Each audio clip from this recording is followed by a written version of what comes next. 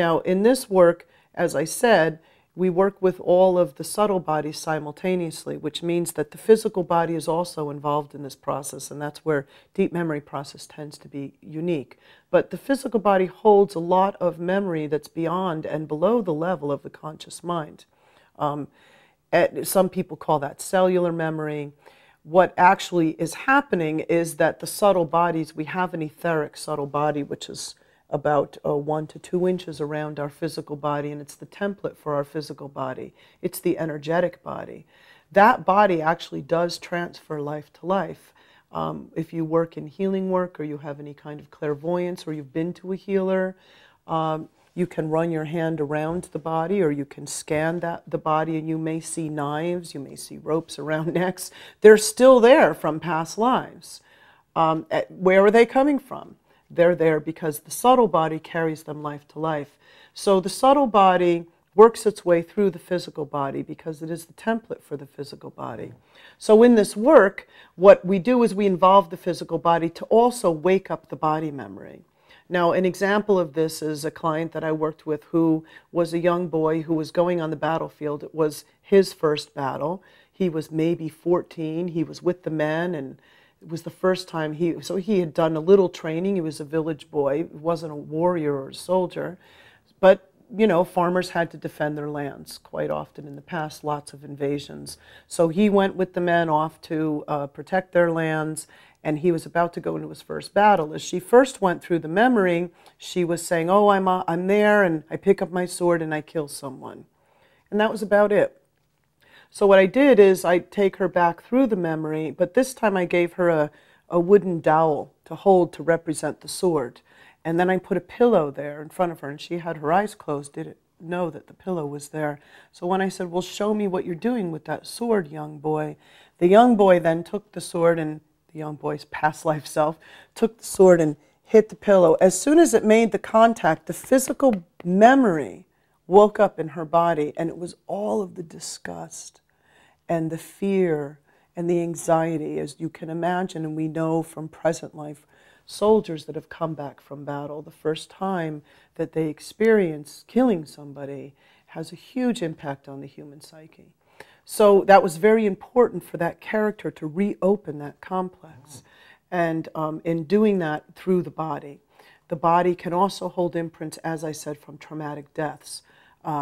All kinds of illnesses have been tracked back to past lives. Lung problems, or gas chambers, drowning, dying in fires, throat problems, past life hangings, executions, all kinds of things that are very physical in our current life can also be tracked to a past life.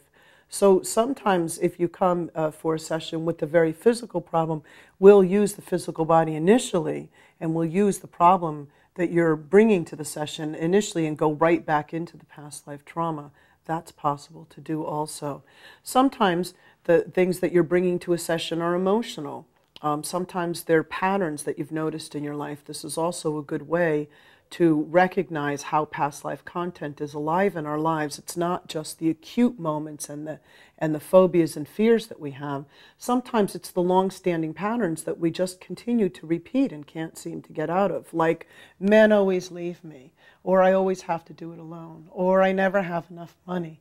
These kinds of things can be very charged past life characters that are unfinished with what they tried to do in their lives, with what they tried to accomplish in their lives. Therefore, they're still active in you. So going back and reliving the past life story is the way of finding how the issue or complex formed. In this work, we'll go through the past life, and in every session we go through the death scene. This is a very important moment for every soul. Birth and death is a very important moment where lots of information and imprints are imprinted. lots of charge in birth and death moments, especially traumatic deaths. Traumatic deaths almost always result in abject fears and phobias in future lives. But it's also the dying thoughts and feelings that one has at the end of their life. For example, someone may have been a nun and lived in a convent, and in her last moments it may not be a particularly traumatic death, but maybe she's sick in bed and starts to, maybe she's become embittered over her loneliness. Maybe her spiritual calling was not fulfilling to her, and in her last moments this embitteredness is coming out in thoughts of, I've wasted my life, I should have done something else. Well, if the past life self has died with those kinds of thoughts and feelings, they'll play out in the current life. And the current life, you may either have an anxiety of never being able to do what you want to do, or feeling that what's the use, I'm just not going to be able to accomplish it anyway. That could be an example of a more subtle imprint than rather a direct trauma. Lost loves in past lives, mothers separated from children where they were unable to, the children may be sent off to war, or the mother, they may be split up in some kind of invasion, never got to see her children again. Mothers can live their lives longing, missing their children. We live our lives longing, missing past lovers, ones that went off to war, went off to sea, went off different places and never came home. So when that past life self dies with that sense of longing or fear, for example, a very common one is women in their current lives are often quite charged the first day they put their child on the school bus, because that brings up past life subconscious memories of when they were separated from their children, when children were taken away from them, or when whatever happened, for whatever reasons they were separated. When a past life mother like that dies, she'll go into the spirit world still unresolved with that, and may still be wandering the lower earth planes looking for those children and unsuccessful in finding them, which is what causes the fear. So when we go through the death moment, it's a very important point in the work to understand what are the dying thoughts, feelings, and what has happened in the body. From that point, this is now where a lot of the healing happens, is in the spirit world. We'll go from there into the afterlife. And there's many planes in the afterlife. The Tibetans called these different states of consciousness that exist bardos, and we use that term loosely in this work from the understanding of the Tibetan Buddhism. And these bardo states are, one way to look at them, are self-created bubbles.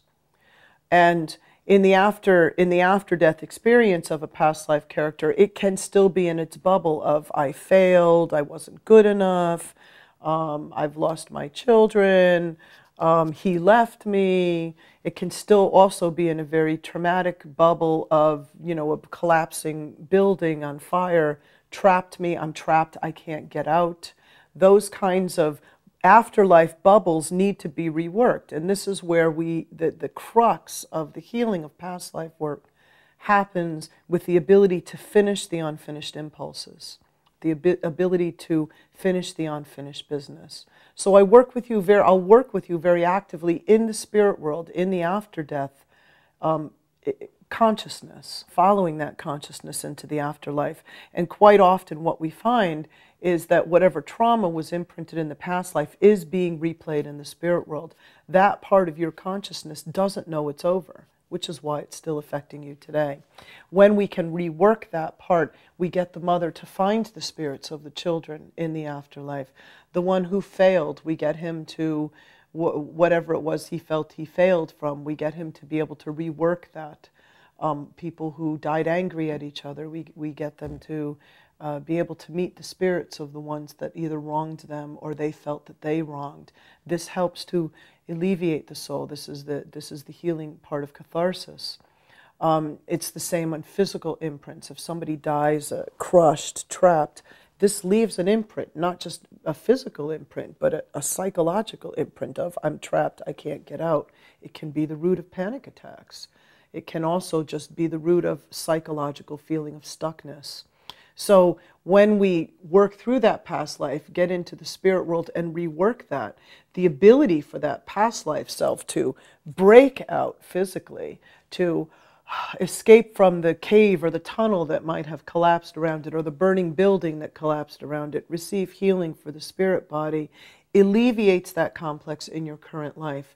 Once your past life selves are over with what they have not been able to complete, you will feel the resolution in your current life. And whatever complex or issue you were bringing to the process, it's alleviated. Now, we can also have clusters of past lives. There's a repetition compulsion as a part of trauma. It's a part of trauma theory that we understand that if there's been a trauma, the psyche tends to repeat it in either lesser or more magnified forms. So what we find is that in the many lives of the soul, it can often repeat patterns, which is why you're still doing them today, because you're unfinished with them, and in different scenarios. So if the theme, there's an issue that we might get to, which is called a core theme. If we get to this core theme, you'll find that there may be several lives that have constellated around that particular core theme. Let's say it might be loneliness. So the feeling of aloneness can happen as a child abandoned by a parent. It can happen as a prisoner. It can happen in a variety of ways. So if we get to a very core story that contains that, it will alleviate the whole complex and alleviate many of the past lives that are constellated around that theme. Sometimes what you find if you do more than one regression, I've done a couple hundred of my own, so I can speak from my personal experience, that you do find that the themes repeat. So you'll maybe in your little lonely quarter, there's 10 lives over there, and in your poverty corner, there may be 4 lives over there. Doesn't necessarily mean that you need to rerun and rework all of those stories to relieve the complex, but again, it really has a lot to do with how much charge and how core the story is. One really good core story can alleviate a cluster of lives that are constellated around a theme. So when working through these Bardo states, these afterlife states, this is where the completion happens. The wonderful thing in the Bardo that part of your consciousness does not know is that anything's possible in the spirit world. It just doesn't know it because it's still stuck in its bubble of fear, or it's still stuck in its complex of rage or whatever it's still replaying. And that is really the crucial part of this work, is the reworking in the spirit world. So when you come for a session, after listening to these things, be aware of any questions that you might have. Write them down, bring them to the session, and we'll discuss that.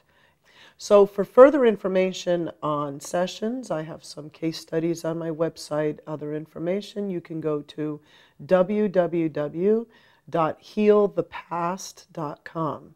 That's healthepast.com.